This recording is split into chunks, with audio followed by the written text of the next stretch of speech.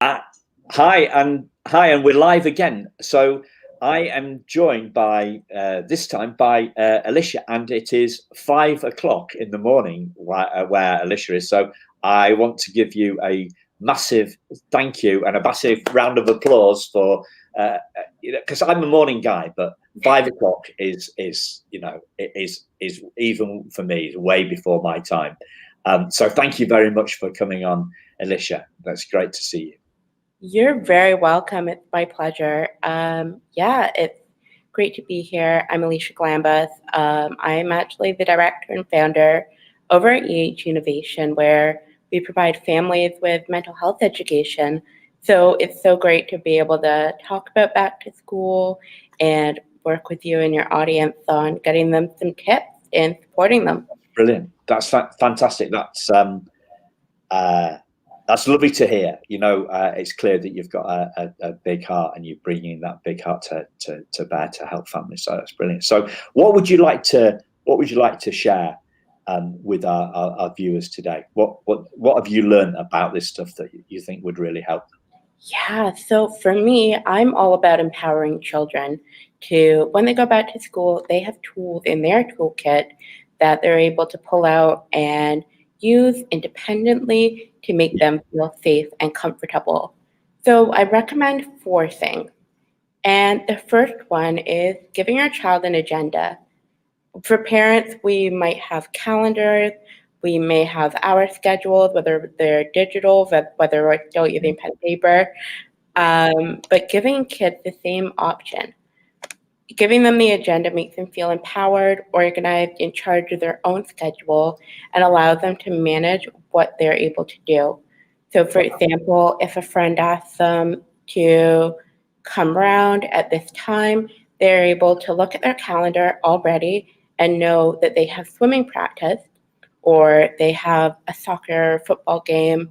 They're able to say, I have this, can we do it at this time? And that takes away a lot of that going home, being upset that they have another activity planned or another thing scheduled, because they're able to better plan time with their friends by themselves.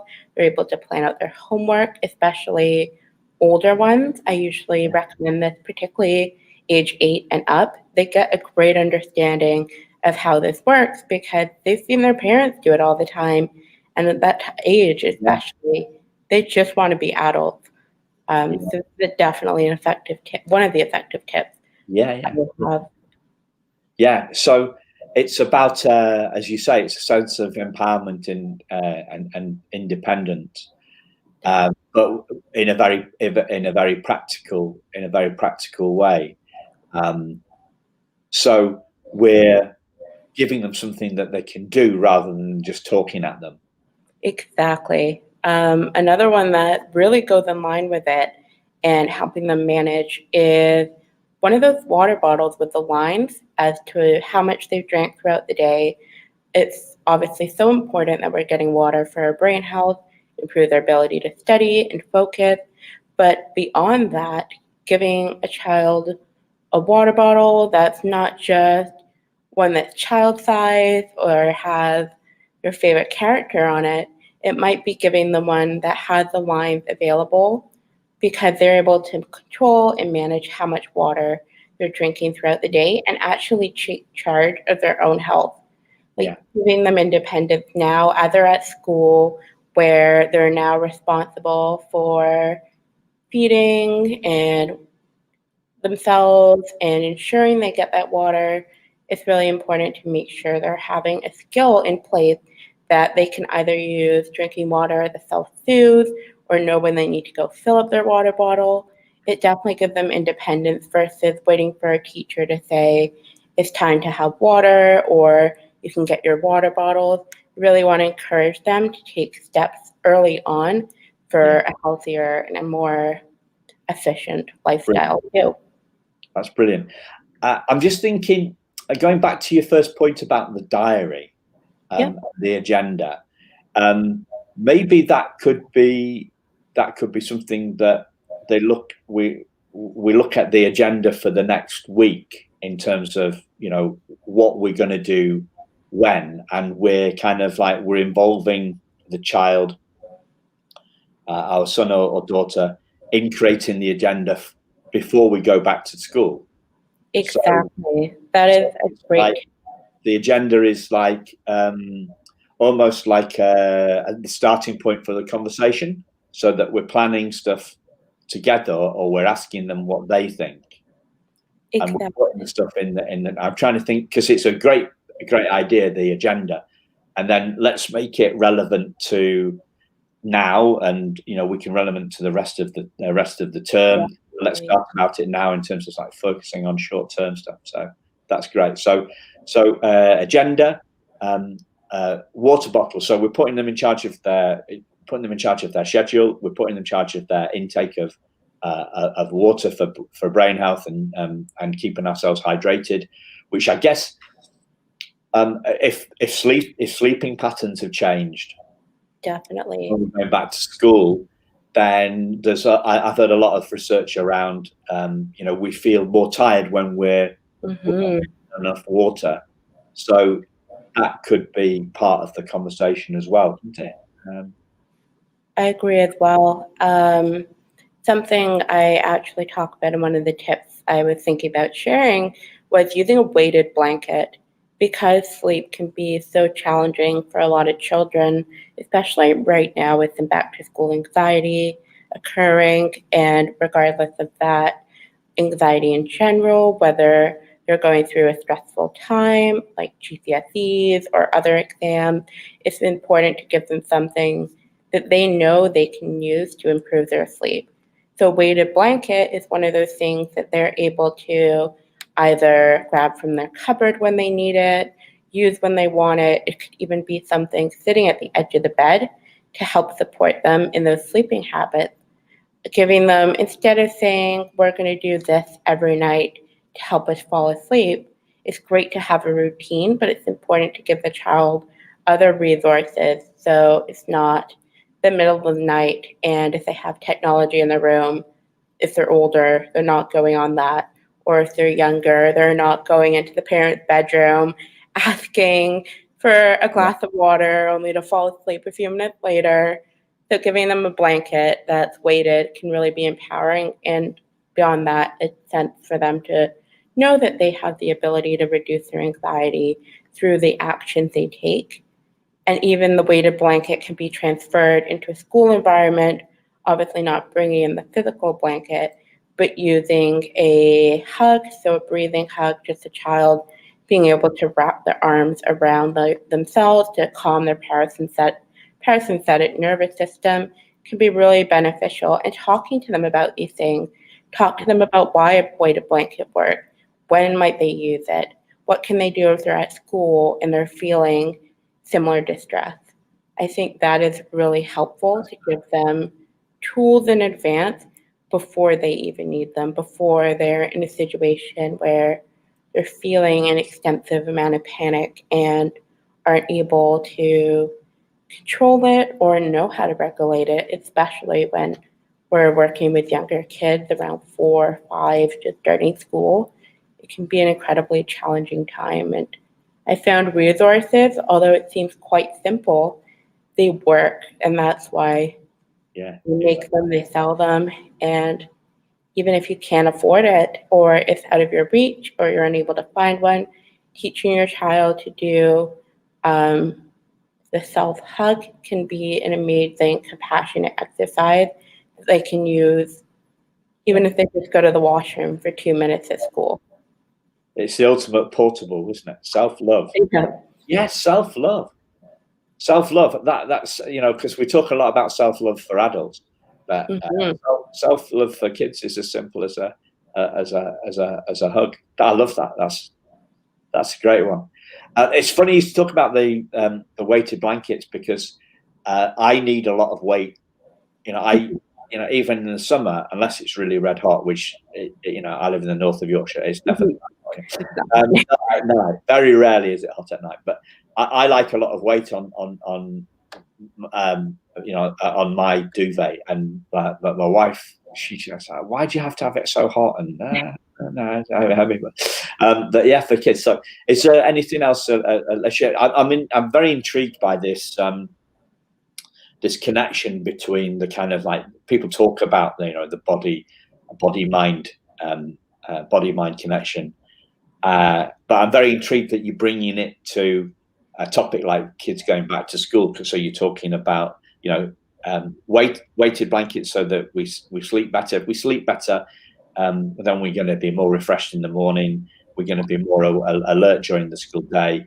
If we keep hydrated, is there anything else on the kind of the side that you want? Similar to the agenda and what you brought up about parents discussing this with their child, giving them a space to journal. And I know they're already overwhelmed with homework, and sometimes when I suggest this, parents will tell me they do so much writing already, but the writing they're doing for school is not the same as the writing or the drawing they're going to do for themselves in their journal, especially now with COVID-19. And I know here at least children are still going back to school in what's very much a pandemic state. They might feel a little bit separated from their friends, from their community. Having a space where they can go every day to write or draw or doodle or whatever is relevant for them, to talk about not only what went on in their day, but how it made them feel. It gives them a safer space to express those feelings, because at school, most frequently, there's not time for that. Teachers are overworked. They're now being required to be healthcare providers as well. And teachers, we know, often take on that social work role to begin with, unfortunately, because there's just such a lack of services there. But having a journal would really give them the opportunity to reflect, to think, and it's something they can talk about with their parents or their guardians. If there's something they want to share, or there's a specific element of their day, it's really important to keep those pathways of communication open, where these conversations are not forced. The child just knows they have a safe place to go, no matter what happens, even if the journal is something they wanted to bring to school or something the family decides to create a gratitude practice around. And if everyone's doing it, maybe collectively as a family would back to school. Oh, wow, yeah, we take time to write a couple of things of gratitude, and the child is open to share or not. Or it's about take time to write 3 minutes of their day. And families collectively, I've had families who have put journal prompts on their fridge, especially with older ones, around 7 and up, I would say typically, is today I felt fearless because, and they'll give their kids sentence starters, or even more fun ones, like my favorite movie is because, and giving them topics that they can talk about that might lead into deeper conversations is incredibly beneficial. Yeah. Have you ever seen the older kids? Have you seen anybody doing like video journals and stuff like that? Have you seen? I work with a lot of clients who start vlogs because of their experiences in life. Teenagers, not so much. What I find is they use social media as their open journal, which is a good and bad thing, but a lot of the time is, especially with more creative teens who are passionate about art, they'll use a couple of sites to show their artwork and share their story in that way. I do think vlogs are helpful. It's all about the comfort level, how personal we're looking to get, and whether they feel like it's the most effective choice for them. I was thinking, so I started writing a book about my life. I haven't been back to it for a few weeks, but because I've been in publishing, so I was in education publishing before I did this sort of children's happiness expert stuff, which has been the last 7 years. I can't stop editing and proofreading my own work. Yeah. So if I'm typing something, I can't just let it flow. I look at a sentence, I find it very hard to know. Whereas on video, because I'm no good at video editing at all, I don't try and do it. So what I did was I set up a private Facebook page that nobody else can see. I haven't told anyone. Well, I told a couple of people about, and I just spoke to the camera. I wrote the book to the camera, telling my story. And then my plan was to, maybe use one of those, one of the artificial intelligence things to turn what was video into text. Yeah. But the idea that you talked about journals, like some kids don't like writing, but they love videoing. But they could create, just create the video, not on social media, because social media is social. I meant like a personal video, or like they could use the voice recorder. The older kids have got a voice recorder. They could just talk into they could just do the journal on their phone, and depending on what some people like to, as you say, the artistic people like to express themselves through pictures, through people that like writing, like expressing themselves through words, typing away, or with a, I've heard that writing with a pen actually brings us far more out of ourselves than typing away at keyboard. Yeah. But some people like to record stuff. People like to hear stuff. So let the child, I guess, it's about what's right for the child, isn't it? Exactly. Let them express themselves personally or openly, how they feel. Exactly. It's about what makes the child feel. I always call it that warm and fuzzy feeling, what brings them the most joy. In regards to that point, I've had clients make videos on Adobe Spark. That's where they add in their images, especially if they're able to find those online or other even stock footage, other videos, and they do a voice recording over it. And a lot of the times they'll do that and talk about their week that way. I have clients who like to make PowerPoint in regards to their experiences, and will come back and let me know about how it went, and will show me like the PowerPoint of their week, and even do things like mood boards or collages and find more visual ways to express their feelings. And for those who don't like writing, Google Docs, which is absolutely free, has a voice typing option. So although it might mess up along the way, in terms of your voice, it is quite effective if there's a bunch of things that you want to express and not have to go back and transcribe. Keeping like clearly dated audio files on your phone is a great way. That way you're able to look back at your week or share any of the experiences that were happening for you or took place, either that created a strong feeling or a strong action. Yeah, that's brilliant. Okay, Elisha, so where can people, have you got anything else that you'd like to share? No, these are my big four for this back to school year of things that I've been recommending to the families I work with. If anyone does want any more information, we are posting a bunch of back to school tips, a lot of journal prompts coming up as well too. We'll be having free workshops over the course of September. So just check out our Instagram at EAG Innovation. It's the best place to find out more tips, more resources. If you're sending us a direct message, you'll be getting in touch with myself directly. I manage the account. And you can also find us on the website, online. We do free 30-minute consult. No matter where you are in the world, we're happy to work with you. It's www.eaginnovation.com. We're very easy to find. And you can always reach out to us. Put those in the chat. That's why I was putting my glasses on so I could see what I was doing when I was typing. So EAG. So that's your initials, I guess. It is, yes. They say don't name your company after yourself. So that was my way of letting folks know that they're being supported by me and my team members. And yeah, It's That's always brilliant. great because I get to have a conversation about what the name means. Yeah.